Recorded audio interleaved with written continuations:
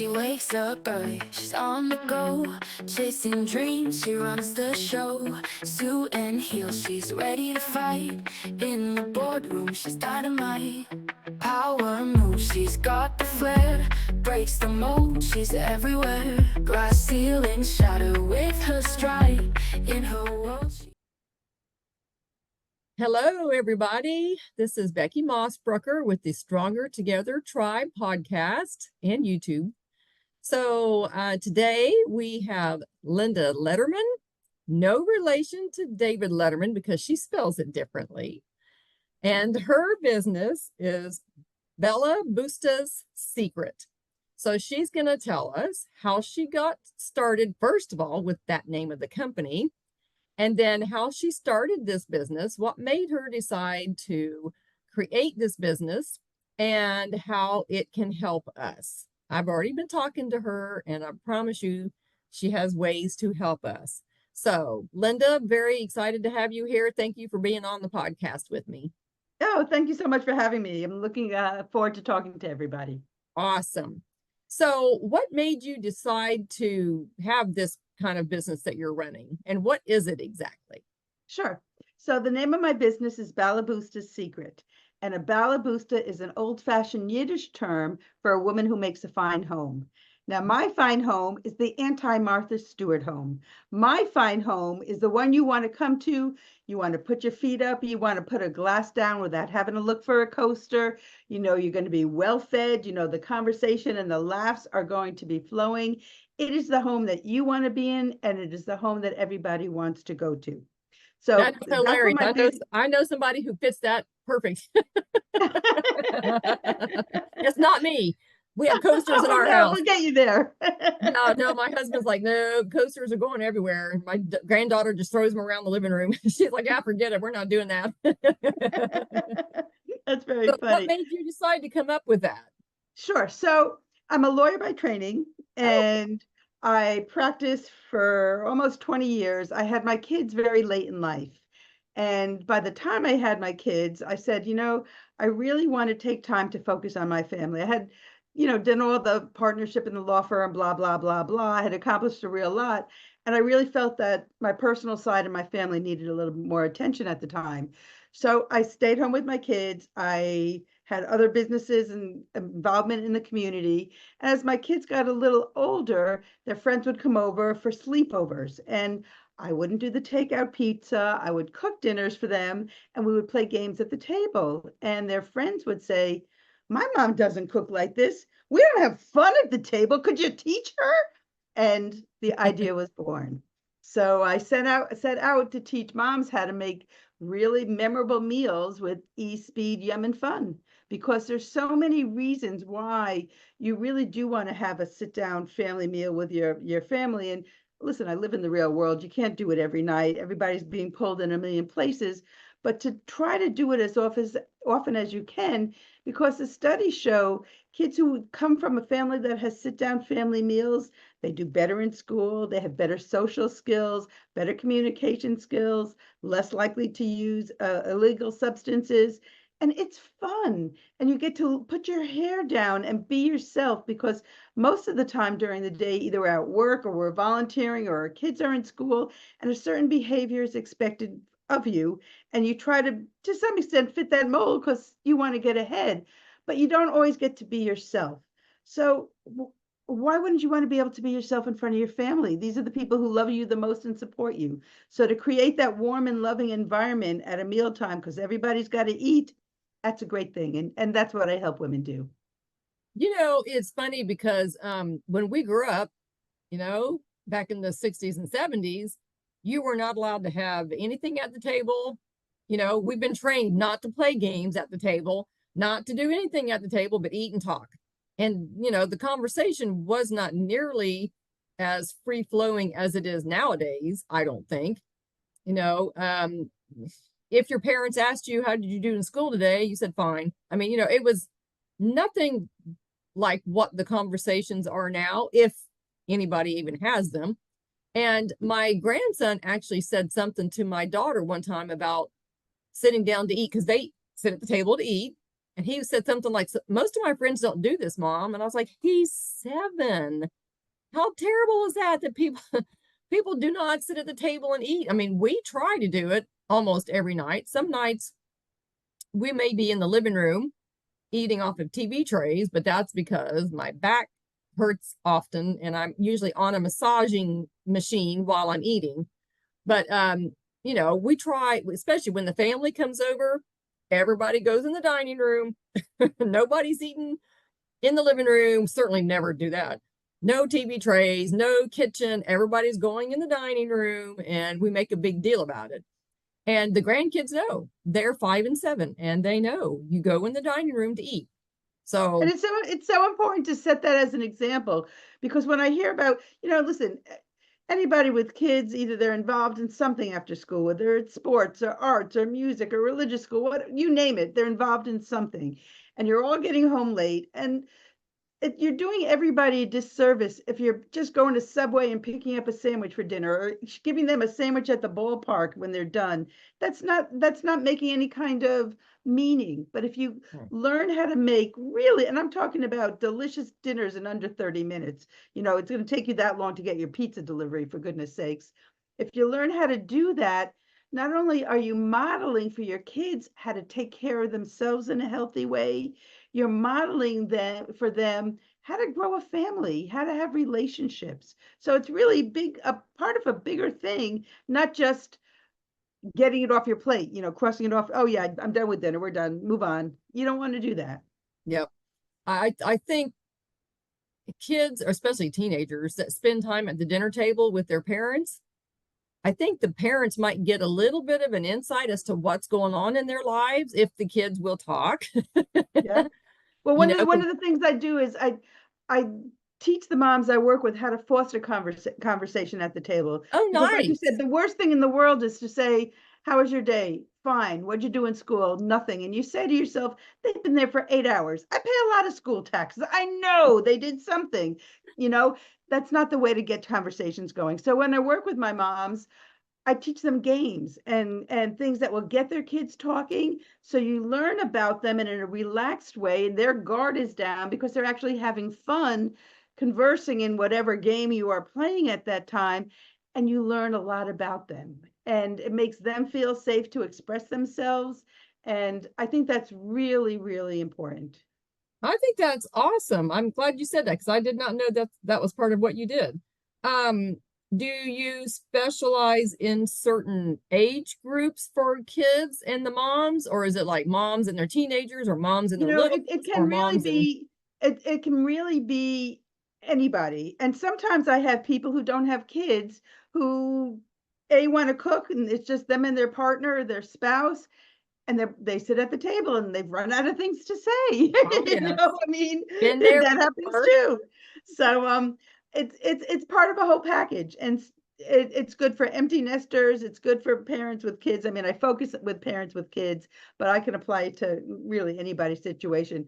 If your kid is 1 and 2, that's a little hard to have conversations. Oh But I've sure. worked with people where I've done I also do done for you meal plans if you want, with recipes and grocery lists, just to make your life easy.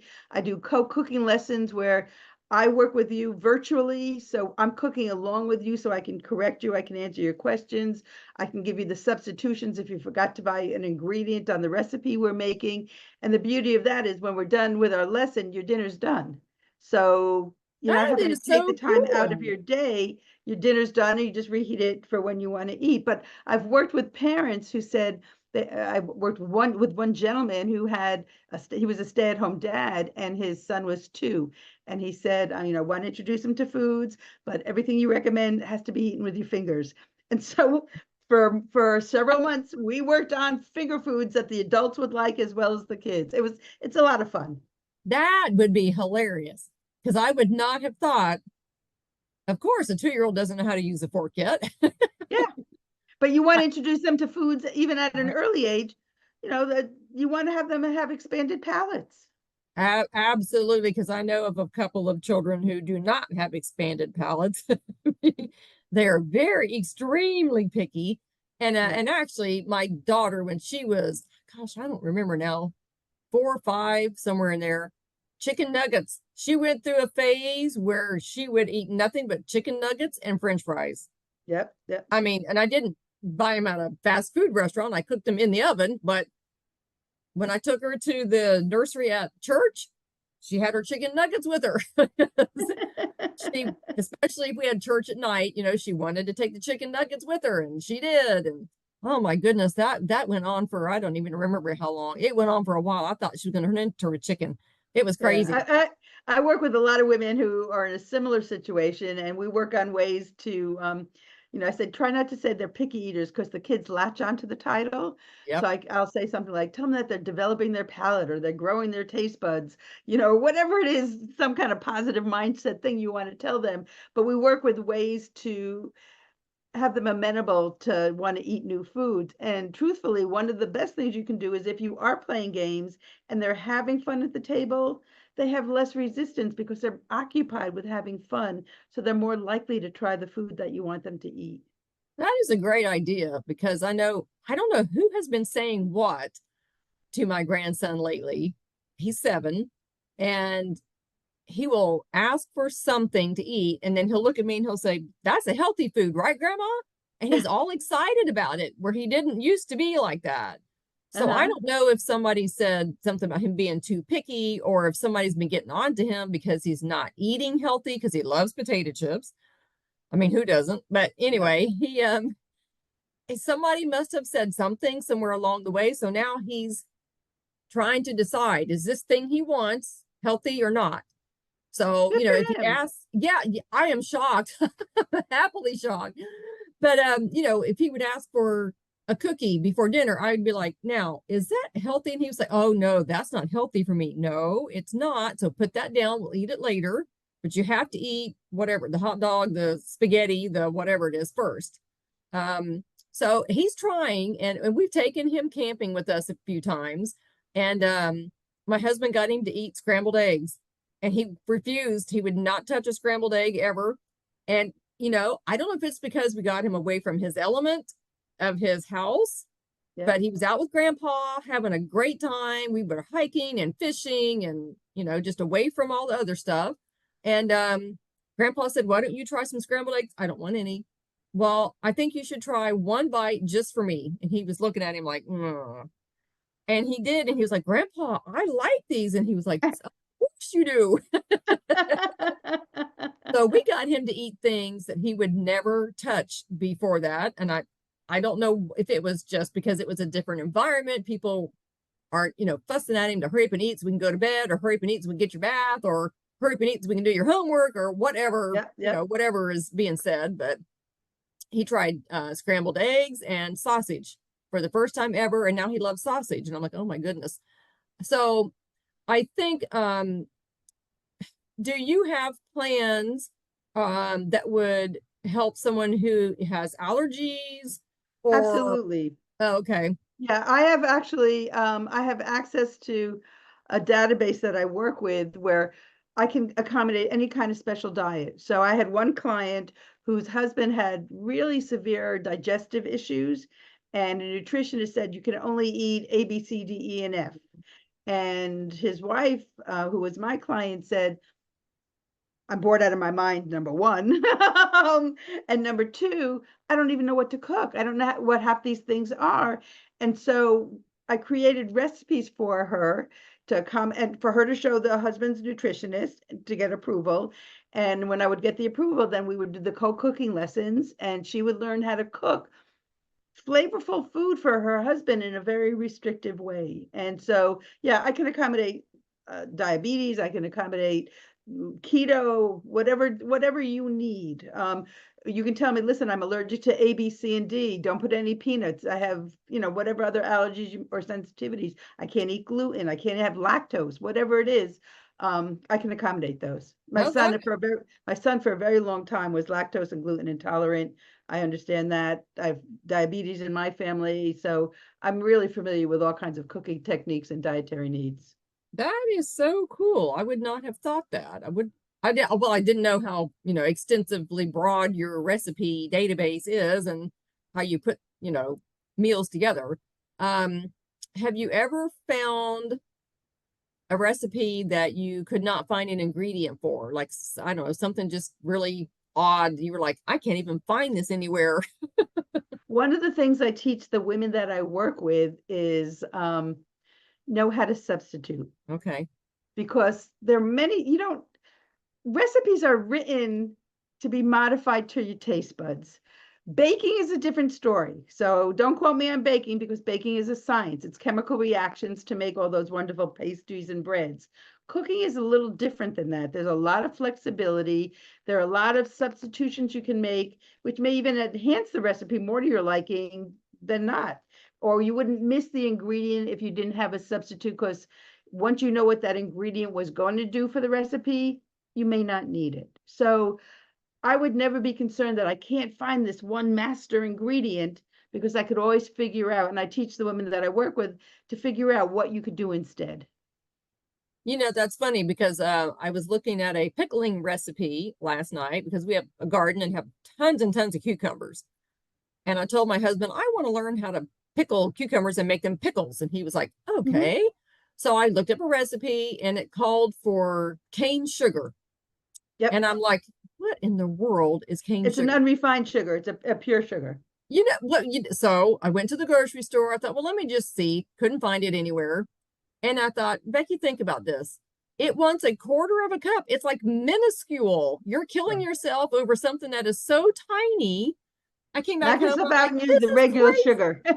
That's exactly what I did. I already had some. I'm like, this is crazy. I'm not doing this. I'm not going to kill myself to find this special, whatever, raw sugar. No, Yep. for a quarter of a cup? Are you nuts? Yeah, exactly. And I bet you they came out delicious.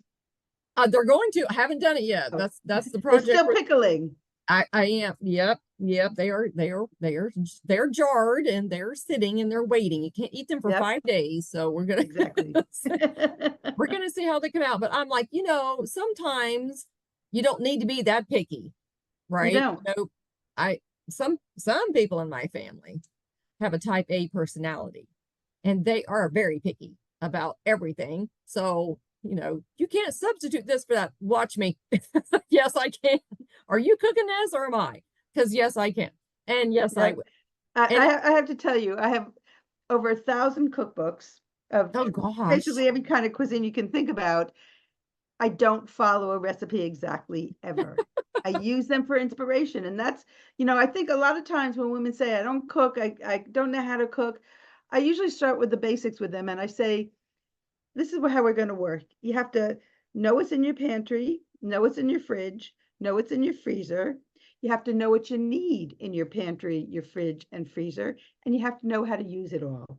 And if you have those components under your knowledge base, you can open up that refrigerator and know what to cook on the spot. Maybe you forgot to defrost the chicken. Well, when you work with me, I'll tell you how to get that chicken defrosted in an hour so you can still cook it, and you can figure out other things you can do by just looking at what you have, if you have a good base of staples in your pantry, fridge, and freezer. So you want that creativity. You want to get inspiration. So many people say, I love to cook, but I'm out of ideas. Or they tell me that I'm making the same recipe every night or every week. I have these 4 recipes, and every week we have these 4 recipes. Or they say, I have my Taco Tuesdays, but then I'm eating them Wednesday, Thursday, and Friday. And trust me, by Friday, nobody wants your Taco Tuesdays, So you have to grow your base. And once you grow your base of recipes, cooking knowledge, cooking techniques, really the world is your oyster, and you can really conquer anything. That's funny because I don't go by any recipe line by line. Exactly what you just said. I have never, and it drives my husband crazy because he's an engineer, type A kind of guy. And he's like, you have to follow this exactly like it says. No, I don't. No, So cooking is meant to be flexible. We cannot cook in this. We cannot be in the same kitchen at the same time. It drives me nuts and it drives him nuts. So I'm like, we cannot share cooking. We can share other activities and hobbies, but we cannot share cooking. Oh, that's very funny. He leaves the room and I get the spices and I just dump them. And he's like, no, they got to be measured out exactly too. No, they don't either. Watch this. Exactly. It drives him crazy. But I'm like, sometimes some spices are just not that strong. And I want to be able to taste it. I don't want to just have a quarter of a teaspoon of something. That does nothing. That does nothing for me. So And they lose their flavor over time. So, you exactly. have to know how to compensate for things. Exactly. So yeah, he can't watch me cook. It drives him nuts. So I go, you just go sit down and let me finish this. And you will like it. And he probably does. He does. He does. He likes everything. He's good. He's easy to please. So how long have you been doing this? Uh, a good number of years. Oh, okay. And I evolved my practice as I improve my technology skills. There you go. I wondered if you had started during COVID, like a lot of people. Like I really I started was my before business during COVID. COVID. Oh, okay. Yeah, before I, COVID. I had thought about doing, well, I kind of started mine about 6 months before COVID hit, but a lot of the safety training I was doing was, of course, in person. So when COVID hit, it was like, now what am I going to do? Yeah. So I, of course, like a lot of people, went online and did a lot of classes over Zoom and, all that kind of stuff. But so I was kind of curious to see if you had done this over COVID because so many people were so, like you say, tired and bored of the same recipes and the cooking the Yeah. same meats and whatever. And so how do you combat with people that say just go to Pinterest and go look up a recipe? Because I hear that all the time. If you're bored, Becky, just go look at Pinterest. And I'm like, Sure. Pinterest is You not can the look end at all be Pinterest. all. You can look at Pinterest. You can watch 50 cooking shows. Oh, Are you actually incorporating that into your routine? Do you right. know how to make a batch of some of that ingredient so on another night you're repurposing your leftovers so you're not cooking from scratch every night, but you're eating different flavors with the same base? There's so many things you can be doing that you're not going to get by Pinterest. You might get visually inspired, and yeah, you may be able to look at it. It's no different than looking at a cookbook Right. and picking out a recipe. So I told you I have so many of them, but I'm not bound to them. And if you're not adept at modifying recipes, learning how to repurpose your recipes, knowing the shortcuts so your meals are under 30 minutes for you to cook because you're exhausted, you don't want to clean 50 million pots and pans. If you don't have that basic knowledge, then yeah, you'll be great at cooking that one recipe you can read. But that's not going to give you a dinner routine that's going to make you and your family happy night after night. That is true. And here lately, I've been cooking like a big meal, like on Sunday, Monday, maybe Tuesday, and then we eat the leftovers a couple of nights. So I'm like, I am not cooking every night. I work a lot of times 50 hours a week. The last thing I want to do is go home and cook from scratch for, I'm not doing it.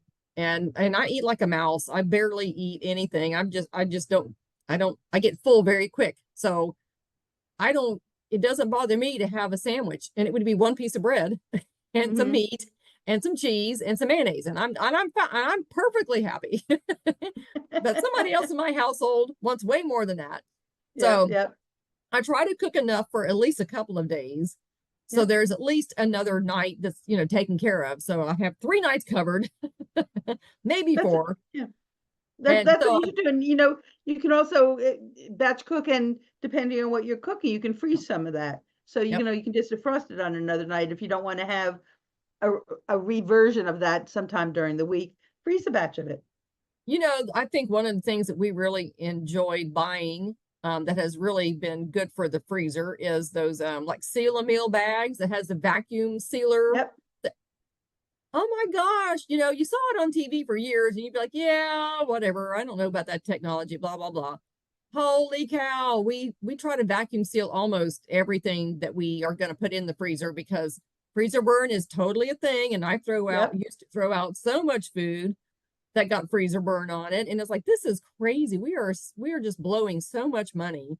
And it's so Um, easy to organize your freezer if you do something like that. Of course, you have to label your bags of what's yep, inside it, the date, yep, and maybe some cooking instructions if you par cook something. But once you do that, you can organize things because things are pretty flat, and you can put them in exactly. containers and stock them up by whatever organization you want. But yeah, those are really great. So my husband, I said he's an engineer. He's a type A kind of guy. He loves Excel spreadsheets for everything. So in our deep freeze, everything is coded by number on the bag and a date. And then he has Yep. an Excel spreadsheet that shows what it is, what it's used for. So he hunts. So we have a lot of venison in the freezer, Yep. and some of it is, chopped up in cubes. Some of it is sliced. Some of it is ground. And, he's got a whole plan for what it's. And I used to think that was so crazy. And I thought, the last couple of years, I'm just laughing. I'm like, that just makes so much sense. But, some of my friends are like, man, he's over the top. I'm like, but you know what? He's organized and he's got it And all it laid makes your, out. your life much easier because, okay, Absolutely. I know where the chopped meat is. I know where the stew meat is. I know where the steak meat is. It makes it much easier. I never would have thought that I would have enjoyed that dumb Excel spreadsheet. Don't tell him you enjoy it. Oh, no. Oh, no. I would never admit that.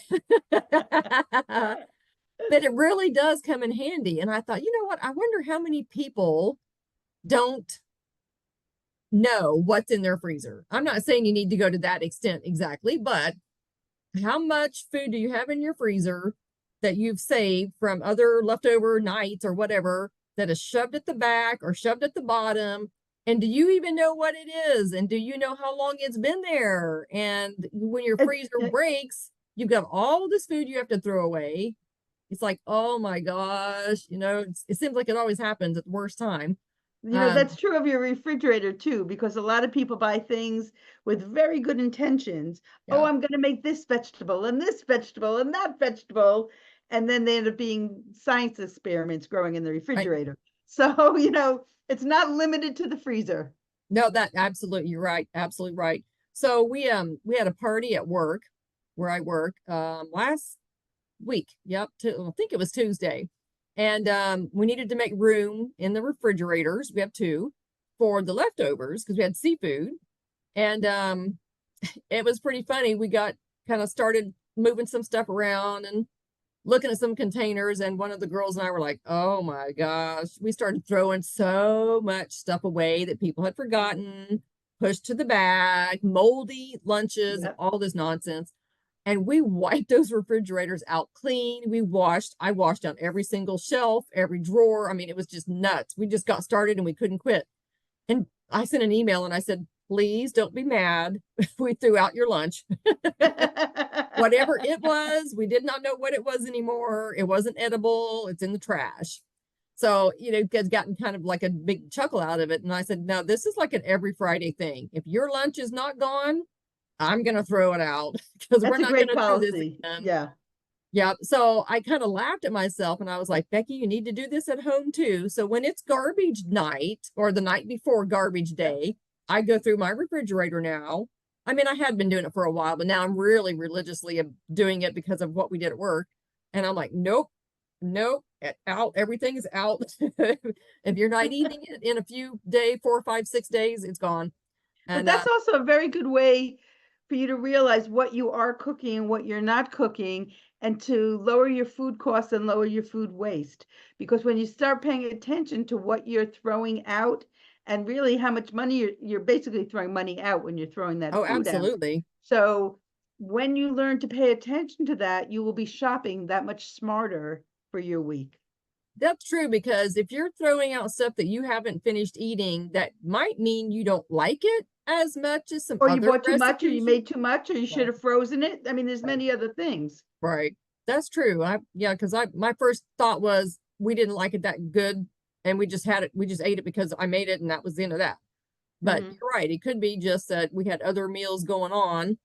Yep. And I do try to spread things out so we're not eating the same leftover, whatever it is, 2 or 3 nights in a row. I'll make something else and throw that in the middle and then have the leftover thing 2 days later and, kind of stretch it out. But it's funny how some people are like leftovers twice. After that, I won't eat it.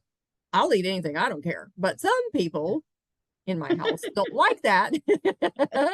If they've had it a second night, that's it. They're good. Don't want to see it again.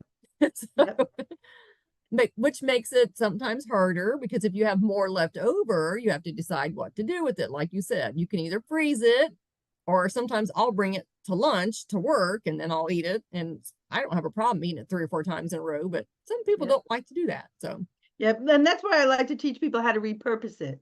Because then absolutely. you are making something different and it will taste something different. For instance, let's say I'm making a chicken tikka masala. My kids really like that. it's a dinner done in 15 minutes. It sounds exotic. It takes no time at all. But I'll make it with white rice, a basmati rice or something, or jasmine rice.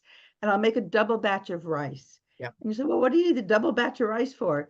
Because the secret to fried rice is day-old rice. So now I already have that rice made. And so another night, I can just make fried rice with the leftovers. And maybe I have a leftover roast chicken or something, or some other protein I can put on it. My dinner's done in 0 time. So that's what I mean when I'm talking about repurposing your leftovers. So it's totally different cuisine, but you haven't made anything from scratch that other night. That's a good plan. I know sometimes I'll make extra rice or potatoes or something, and I'm like, "Yeah, I can always use this with something, Yep. right? The next day or two or whatever." And sometimes my husband's like, "You are trying to feed an army." No, I'm trying to feed you. And have something left over for the next night. So if you eat all of this in one night, we don't have any You're leftovers, on and I your have own. no other. Exactly, because my plan was leftovers, and now you ate that, so we have nothing now. Yep. So trying to be smarter about it and spread it out, or have a salad with dinner so that the salad is filling you up as well. So there are leftovers from that main meal, so we Yep. can spread it to the next day. You have to get creative, because it's like you said, when I was growing up, my mom, we had the same meal every day of the week, right? Every week it was the same, meatloaf on Monday and fish on Friday. And I loved her cooking. I still do, but I don't want to be like that. I have the same exact meal every single night of the week. But I think it's almost getting to that point because we're so busy that it's so easy just to fall back on what you know, you You know, know. it's I would call that meals by themes, Oh, like a theme meal night. But there's another way to do a theme meal night to give you the variety without giving you any excess need to think more. So if you have a Taco Tuesday night, so you say, yeah, I know I'm going to make tacos every Tuesday, but it doesn't have to be a beef taco every Tuesday. You can make fish tacos, you can make pulled pork tacos, shrimp tacos. If you do a pasta night, you don't have to use an Italian pasta on each one of those pasta nights. You can do an Asian rice noodle and make a pad thai with peanut sauce. That meal is done in 10 minutes. So there's many variations within a theme. So you can make your planning easy by picking a theme, but then you just need to know a variety of recipes that go within that theme. I think that is an excellent idea. I'm writing that down. Pick a theme. Because, yeah, you certainly could. And then whatever leftovers you have, you can create something else out of it. Yep. Awesome. Oh my goodness. Well, I have enjoyed talking to you thoroughly. We could go on for hours. I love this. I love this topic because I get tired of cooking the same thing. So, please let us know what your website address is so the followers can look you up, and let me know if there's any, well, you can let the audience know if there are any specials that you're running. You can talk about that, and then we'll sign off. Okay. So my website is balaboostasecret.com, and the links will be at the bottom of this, so I'm not going to spell it. I have a Facebook group called Easy Weeknight Dinners for Busy Moms, and we share recipes in there, jokes, fun, tips. It's really very, very great place to get ideas. So Easy Weeknight Dinners for Busy Moms. I have an Instagram account, balaboostas.secret. I'm in the process of creating, it should be out in the next couple of weeks, a program for recent college graduates, young newlyweds, where they're moving into their first apartment or their first new home. They don't know how to stock their kitchen. They don't know what equipment they need, what tools, appliances. They don't know what foods to put in their pantries, fridge and freezer, like we talked about, so that they'll be set up to be able to make those easy weeknight dinners. So that I'm going to be promoting in the next couple of weeks. You'll see that if you go on my website. I also have a freebie I'm going to give your audience, and it's for one dish meals for the weeknight. So there would be a sheet pan dinner or a crock pot meal or a one skillet meal. And the beauty of that is you have your carbs, your proteins, your vegetables in this one pot, very easy to make. And your cleanup is simple, because who wants to do an hour in the kitchen cleaning up after you've worked all day and then made dinner? So it's a great, great PDF with a lot of recipe ideas. It's free to your audience. If you sign up for it, you'll become on my mailing list, which means every time I have a new offer or new course, like this Kitchen Essentials course, you'll get notice of it. And I send out newsletters all the time, so you'll get whatever information that I'm sharing with you. So it's a great resource to stay in touch with me. Oh, that sounds perfect. I love the idea of a new kitchen setup for newlyweds and call it. That's great. That's just fantastic. Yeah, because they need help. They need to figure out where to start, right? Yeah. So Without blowing their budget, because yeah, they're starting out. So they have, maybe a different monetary base where they're working from than somebody who's been well established and just wants to add those bells and whistles. They're very different things that you would put in your kitchen. absolutely. Well, I have enjoyed talking to you so much. I appreciate you coming on with us. And you guys stay tuned for the next podcast, and we will see you soon. Thank you, Linda. Thank you so much.